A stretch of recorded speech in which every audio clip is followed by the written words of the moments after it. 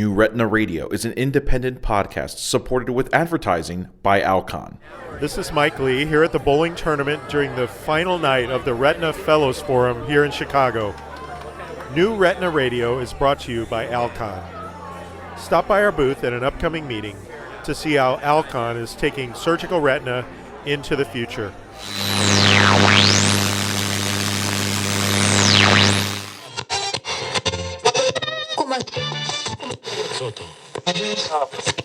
You're listening to New Retina Radio from New Retina MD and Bryn Mawr Communications. Let's do this.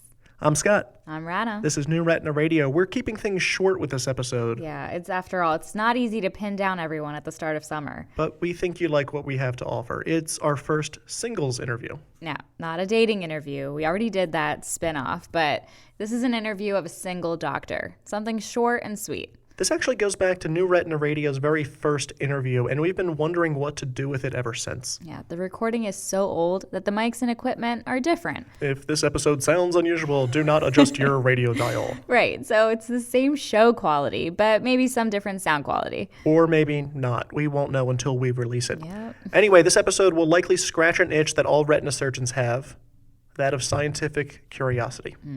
Let's start with the guest. My name is James Major. I'm with Retina Consultants of Houston in Houston, Texas. I also work at the Blanton Eye Institute, which is Houston Methodist Hospital. James has a unique passion. My father, who is also an ophthalmologist, is an avid birder. So when I was little, ever since I can remember, he would take me out birding on these trips out in the field, really. From the Everglades to Texas to Alaska, we went everywhere. And so I sort of developed an early love for nature and birding and hiking in that regard. So my interest has always been in sort of field biology in general, even pre-ophthalmology, pre-retina.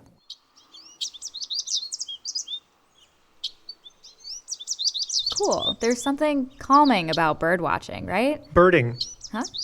I called it bird watching also, but it turns out that it's called birding. Oh, okay. Yes, bird watching is sort of the older term. Birding refers to a young, vibrant person going out looking at birds. People like James. People think of bird watching as watching birds. You're really identifying species. So you're saying, I've seen 550 birds from this geographic area, and you're really trying to list and see as many bird species as possible. So it's more than just posting up in a tree with a pair of binoculars, huh? James pursued this as a scientific interest in his undergrad career as a biology major. He went to school in the South. Emory University in Atlanta, Georgia. And loved it. It was birding paradise. Particularly my favorite class was, of course, field biology. I love the classes where we basically go out, catch snakes, amphibians, birds, everything. He continued his academic career in the field. I took that Emory University degree to the next logical step, and I went to the University of Texas in Austin, where I was a graduate student in, at the time, zoology. He stays on, gets a PhD, is an assistant professor for a while. 2 years. Eventually, medical school beckons him. But the call of medicine, sort of like the call of the wild, I knew inside, after about 4 or 5 years of being in graduate school, that I wanted to go to medical school. Did he know he wanted to be an ophthalmologist? He did. His dad was an ophthalmologist, so it was in his blood. In his vitreous. Right. It was in his vitreous. Anyway, he knows he wants to be an ophthalmologist. He's not sure if he wants to be a retina specialist. When I arrived at Bascom Palmer as a first-year resident, I said, oculoplastics is for me. I want to do oculoplastics. His mentors at Bascom Palmer Eye Institute are all retina people. Carmen Pugliafito, Dr. Flynn, Dr. Bill Smitty. It was an exciting time in retina. Dr. Rosenfeld was just ushering in the Avastin age, and the anti-VEGF era was starting, and I said, this is the stuff I really like. And a friend stepped in. John Kitchens said to me, look, do you love the lids? And I said, well, I like the lids. And he said, no, do you love the lids? If you love the lids, you go into oculoplastics. It was a one or the other question in the mind of John Kitchens. In his words, you like operating outside the eye, do oculoplastics. Or if you like operating inside the eye, do retina. Okay, this is all interesting. A doctor with a passion for birding and PhD in zoology and a love for lids surpassed by a love for the posterior segment. But what's all this have to do with retina? Well, it turns out that James's birding skills translated to retina surgery. Birding has a term that you can adopt into retina ophthalmology, and it's called GISS, G-I-S-S. It's an acronym. General Impression of Shape and Size. James described it this way. Once you get good enough at birding, you can see a bird fly past you. You don't really know exactly what color it is or exactly, the lighting might be poor, but you know, hey, that's a species A, that's a mourning dove, because you're learning the way it flies, the way it moves, and the size of it and the shape of it and how it flies, or how it sits on a branch. Turns out, at least according to James, such a skill is useful in the posterior segment. The same exact thing occurs in retina. The more you've seen something, the first time you see a retinal detachment, you see how that retina is wavy and has a hole in it. You quickly learn what it's like and learn the nuances. Or something like early proliferative vitreoretinopathy, or PVR. You begin to recognize that early. General impression of size and shape. It's really pattern recognition. Seeing something one or two times and then being able to repeat that and seeing it again and knowing exactly what it is. Fair enough. Seems like an odd connection between birding and retina, but I get it. Oh, it gets better, too. Birds start getting involved. The first hawk that we looked at was blind in one eye. The eye looked totally normal. Back after this.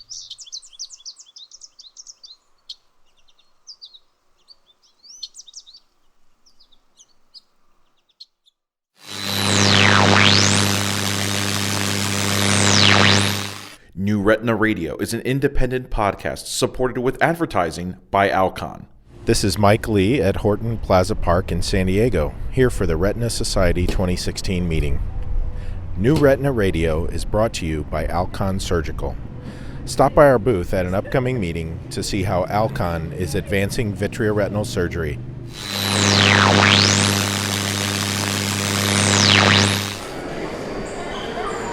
Hi listeners, it's Scott here at the Replica Rainforest at the California Academy of Sciences in San Francisco, where this whole bird story started. New Retina Radio was brought to you by the New Retina MD app, available for smartphone and tablet. Search New Retina MD in the App Store, download the app, select the issue you want to read, and then you'll have NRMD on the go. Inside each issue, you'll find exclusive content including videos, news items, and social media opportunities. All right. Back to the birds. Welcome back, I'm Scott. I'm Rana. Back to our interview with James Major, birder and retina doctor. Even as a child, he had an interest in birds of prey, also called raptors. I've always known that raptors have fantastic retinae. They have two foveae, they have a muscle that actually moves into their cornea and changes the shape of their cornea. In other words, the equivalent would be like having instant LASIK as you walk around. They have superior visual acuity? Their vision is probably 5/20, meaning what we can see at 5 feet, small print, really small print at 5 feet, they can probably see at 20 or 25 feet, if not better. Superior cone density? They have 5 times the number of cones, especially in their fovea. Which means a superior color palette. When you look at a tree, you see light green, medium green, dark green. They see light green, medium light green, darker light green, light medium green, etc. In other words, it's a super eye. Remember that James grew up near the Everglades, giving him access to all sorts of birds. Growing up in Miami, my scuba diving instructor from when I was a child, his wife was in charge of the Bird of Prey Center at the Miami Science Museum. pretty nice connection for a birder. An even nicer connection for a birder ophthalmologist such as James.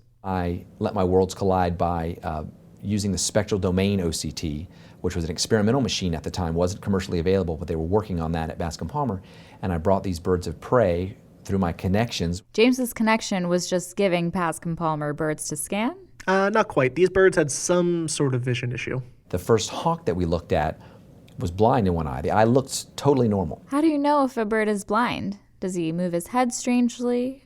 You know, I had the same question, and James had a pretty interesting answer. Well, you could take your hand, and as you moved your hand around where their right eye was, they saw nothing, and then right as you moved to the left, they would jump.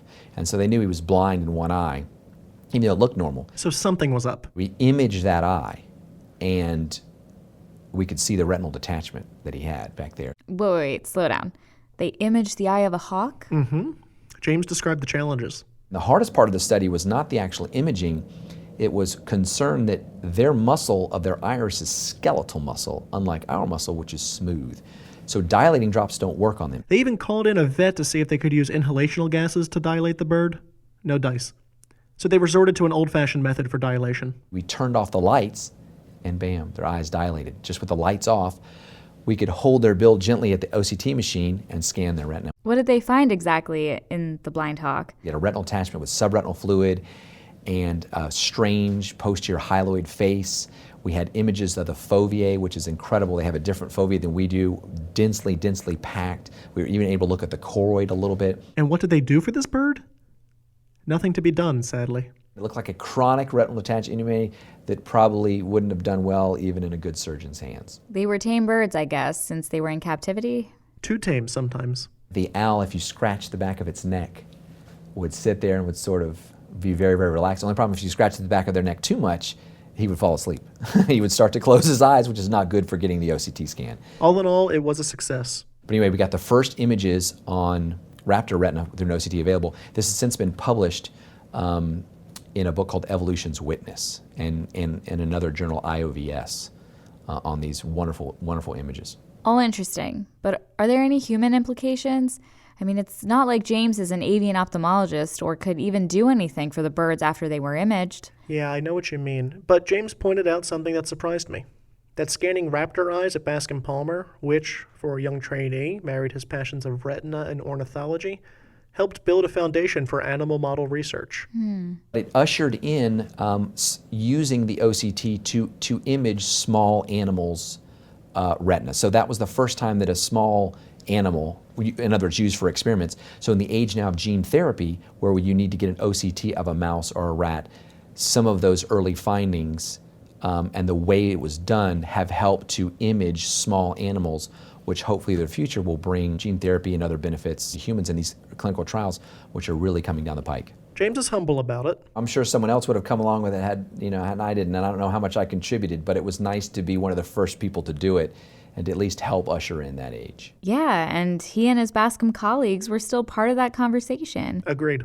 What did he learn beyond the immediate here? What do you mean? Like, did he learn something other than the fact that a few birds had some, unfortunately, inoperable eye conditions? Oh, yes he did. Let's let him tell it.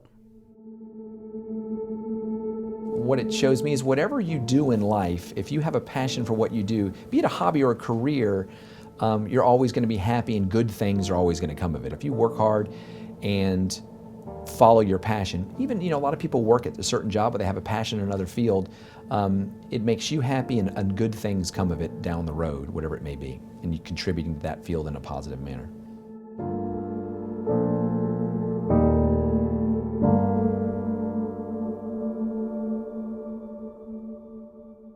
All right, well, that's it for this episode. Hope you liked our first singles installment. Special thanks to James Major for sitting down with us. And for being so patient while we produced an episode for an interview we did over a year ago. I'm Scott. I'm Rana. See you next time. Bye-bye. Press 2 to play new messages. Hi, this is James Major, and I just got back from a week-long trip to the Galapagos Islands where I cruised around, of course, looking at birds. This is New Retina Radio. It's a production of Bryn Mawr Communications and New Retina MD. The show is produced by Scott Criswanos with help from Rana Jaraha and Rachel Kagan. The show was recorded by Andy Leos and was mixed and edited by Greg Notstein. Our staff includes David Levine, Megan Beiser, Elisa D'Amato, Laura Geis, Julia Kasab, Kira Masaryk, Meredith Polak, and MJ Stewart. Our publisher is Janet Burke. For advertising questions, contact us at New Retina Radio at bmctoday.com. It was a pleasure to do this. Thank you so much, and I really appreciate the opportunity. End of messages. Hey there, listeners. This is Scott outside of the Liberty Bell in Philadelphia, PA. New Retina Radio was brought to you by the New Retina MD app, available for smartphone and tablet. Search New Retina MD in the App Store, download the app, select the issue you want to read, and voila, you've got Retina on the go. Inside, you'll find exclusive content, including video meeting coverage from iTube.net, news updates, and social media opportunities.